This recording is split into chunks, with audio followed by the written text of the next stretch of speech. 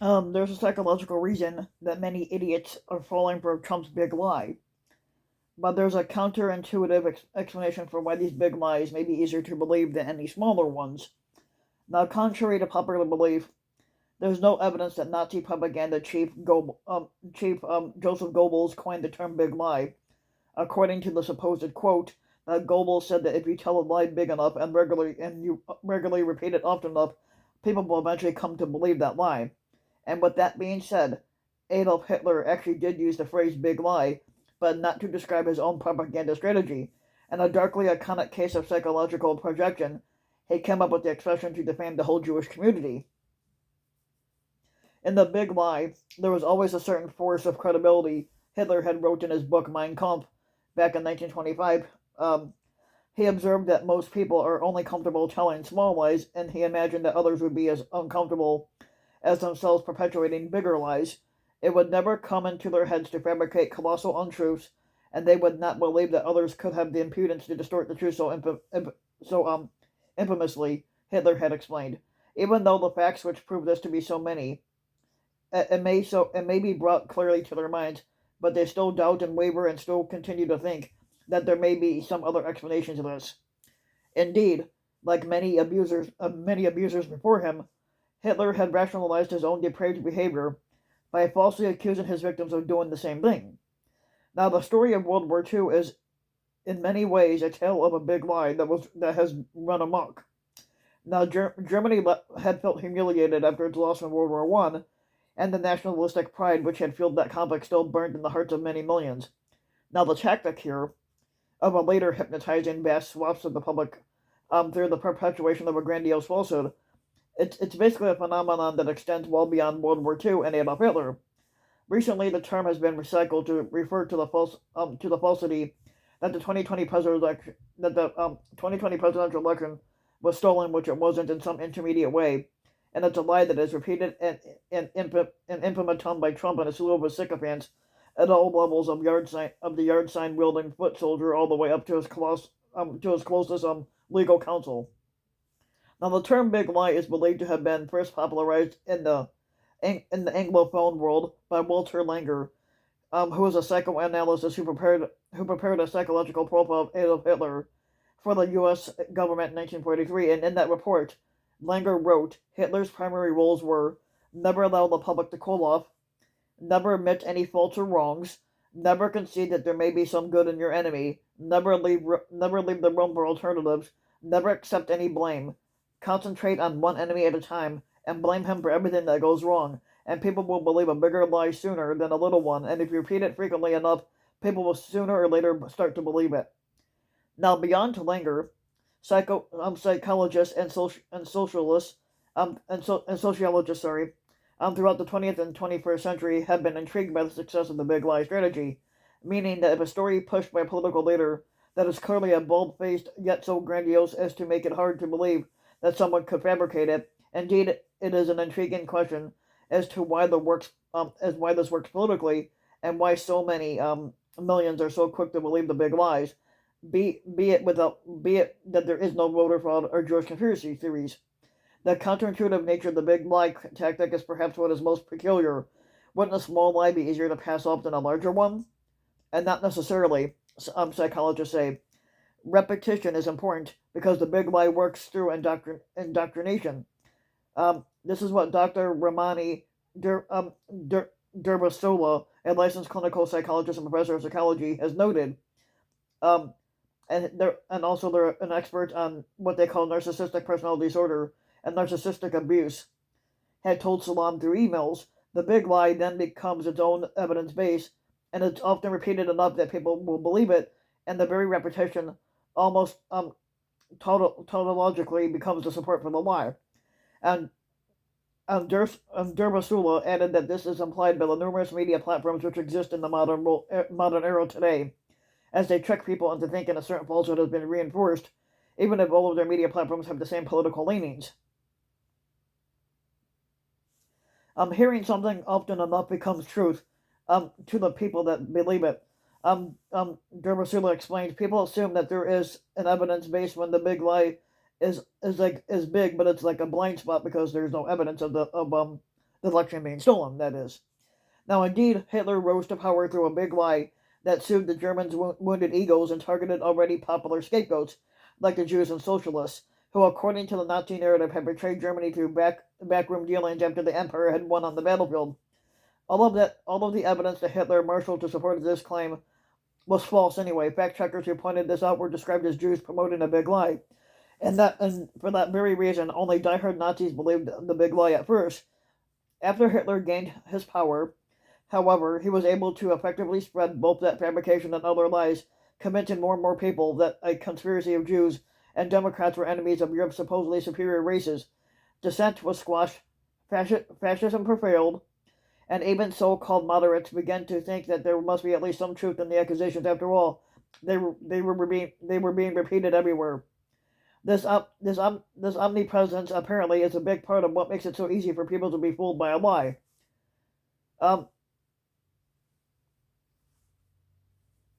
The logician Miriam Bowers Abbott, who's an associate professor at Mount Carmel College of Nursing, stressed the importance of a repetition in spreading a big lie.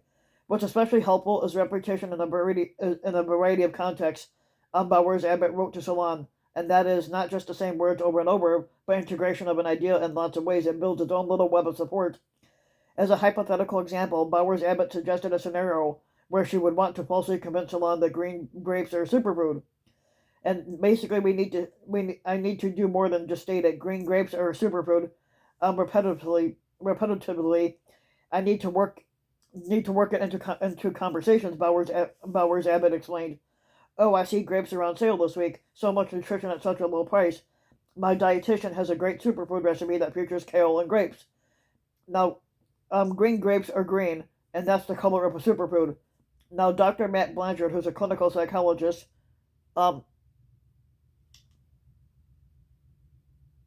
had told Salon by email that this kind of immersion does not have to be merely rhetorical, but if the purveyors of a big lie are screwed, they can even incorporate it into a target's physical environment. You might think I'm kidding, but nothing tells the big lie like novelty T-shirts, hats, and banners. Blanchard told Salon these items are normally associated with sports teams and not life and death political issues, but the former squatter Donald Trump and a circle have definitely used these items to generate the kind of unbridled loyalty Americans associate with what they call football, which I hate football anyway. Blanchard noted that the mob which attempted a coup on January 6 was at points indistinguishable from a rowdy tailgate party. The banners and hats crucially add an air of silliness to everything. If I can buy a novelty hat about it, can it really be serious? Or a flag featuring Trump as Rambo, which Trump isn't anything like Rambo anyway. The use of these sports fan items allows them both to be attacking the Capitol building at the same time and just having good, clean fun. He added, "It's a genius mindfuck. This goofy paraphernalia has confused our response to the riot ever since." Bandy Lee, who's an American psychiatrist who edited the book The Dangerous Case of Donald Trump, 27 psychiatrists and mental health experts assess a squatter, noted that people embrace that what we call outrageous assertions for emotional reasons, and that propagandists play into that as they repeat their narrative. Usually, they are trying to find comfort and to avoid pain. Now, Lee wrote to Salon, and this happens in states of lesser health, where one is less inclined to venture into new domains or to seek what we call creative solutions. There is a comfort in repetition, and so a people or a nation under duress will gravitate more toward what is repeated to them than what is realistic. Adolf Hitler understood this very well, which is why the American psychologist Walter Langer coined the phrase to describe this method. Dervasula also speculated that the big lies benefit from humanity's hierarchical nature, given that primate groups do tend to organize into tribes with alphas and leaders and hierarchies, and that's us as people. She added that many people are not sufficiently informed about the narcissistic behaviors that are warning signs that there are people on our midst that lack empathy, have no care for the common good. They are grandiose, arrogant, and willing to exploit and manipulate people for solely their own egocentric needs. Instead, a sort of halo effect imbues leaders with presumed expertise and power, and when that is not at all the case, most of most, if not all, megalomaniacal leaders, despots, tyrants, oligarchs, they share the narcissistic, what they call narcissistic psychopathy as a trait. Obviously, most of those who rally around the big lie do not do so from a place of deliberate deceptiveness, and they certainly wouldn't call it that. Take the big lie, take the big lie being spread by Trump that the 2020 election was stolen from him, which it wasn't. Like Hitler's big lie, although Trump's evidence of fraud has been exposed as spurious from the dozens of lost legal cases he never once proved fraud, to the fact that his own Attorney General and Vice Squatter admitted that the election had not been stolen. And to believe that the election was stolen, one would have to envision a conspiracy including hundreds of Republicans as well as Democrats, and absolutely no smoking gun leaks, an absurd concept if one tries to break it down logistically. Yet, the lack of substance is precisely the point, as the big lies are structured to turn attention away from their lack of substance. In most contexts, a person with Trump's personal history and lack of evidence would never be taken seriously, by instead playing on the desires of their targets. Now, everything we know about the human brain suggests it is composed of numerous systems that interact, overlap, excite, inhibit, and often contradict each other, and they may even hide information from consciousness, Blanchard had told Salam. So it comes to this, and it comes to no surprise that the act of believing is not just one thing that humans do. Instead, this one word represents a wide range of relationships that humans have with information. We don't truly believe things so much as provisionally accept information that we find useful. As Blanchard has said and put it, people will weigh information that directly impacts their lives differently than information which seems more abstract. The name of the game is proximity. Now, for example, a man who suspects his wife is cheating on him in close proximity may work feverishly to find the truth, plant cameras in the home, hire a private detective, and so on, Blanchard explained. But if the topic switches to Joe Biden's election, the far proximity of the same man probably won't bother to even check a second news source before he decides what to believe. And this can lead to a pretty careless relationship with political information, because people do not truly appreciate the long-term consequences of it. We tool-using humans look at every object and wonder, and how can I use this? What is this good for? Blanchard told Salam. Political information is no different, and the big lie is no different. Blanchard, basically, he said, so most people don't wholeheartedly believe the big lie, but they're more than happy to provisionally accept it because, why not? It might be entertaining, it might flatter your identity, and it might help your bond with other people in your community, or it might help you vent some outrage. The popularity of social media platforms like Facebook, Twitter, and Instagram further exacerbates these trends because they add a new element of social pressure. An individual who has embraced a big lie repeatedly in those public settings will feel a level of personal investment that makes dislodging that much more challenging. It was easier to dislodge untruth before social media. Bowers Abbott told Salon, in social media, people tend to take public positions when that position turns out to be the wrong one, and it's fucking embarrassing, and backing down is typically seen as a weakness, so they double down on untrue claims to save their face and personal credibility. She would add, we are way too emotionally attached to being right. It would be better for our culture as a whole to value an uncertainty and intellectual humility and curiosity, and those values help us ask questions without the expectation of a permanent answer. Durvasilla expressed a similar point, arguing that the best antidote to big lies is for people to learn more about the critical thinking skills that come along with it.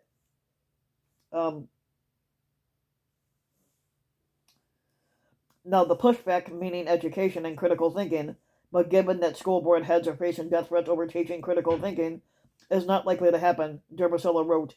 It means ending the algorithm that only provides confirmatory news, and instead people selling stories and information that provide what we call other points of view. Again, not likely to happen, but creating safe spaces to have these conversations. And who's going to be the referee? Encouraging civil discourse within those who hold different opinions, and teaching people to find common ground, e.g., love of family, even when the belief systems are not aligned together. Durvasilla was skeptical about the idea that you could persuade someone to abandon the big lie through evidence, and Blanchard said the same thing. The problem is that, simply put, a lot of people that believe the big lie because they want to, it helps them, and the only way to stop the big lie in those situations is to stop the people spreading it. Trump's lies have always been about power, Blanchard wrote to Salon. He demonstrates his power by lying to your face, and then when there are no consequences, his power is seen to be confirmed.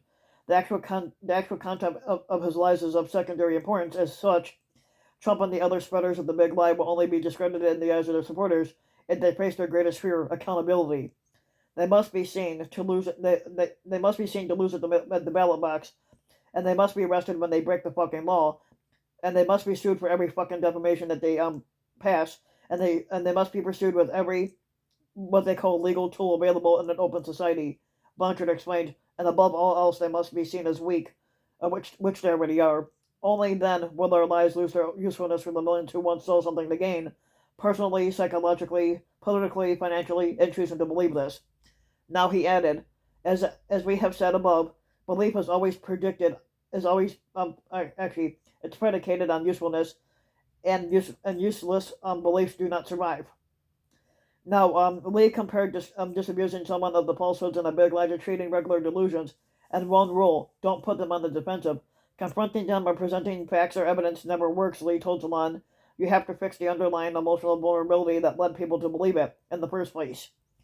Now, for populations, it is usually the pain of not having a place in the world, which socioeconomic inequality exacerbates.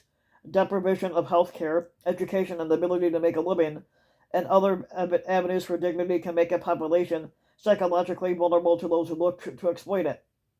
Now, if you like the video, give the video a like and subscribe to my channel, RAW King, and also hit the notification bell so that you'll be notified when a new video comes out. And also, if you want to support my work even further, you can go to the About section on my YouTube channel. And I have a Patreon link, so if you want to support my work further, you can donate to Patreon.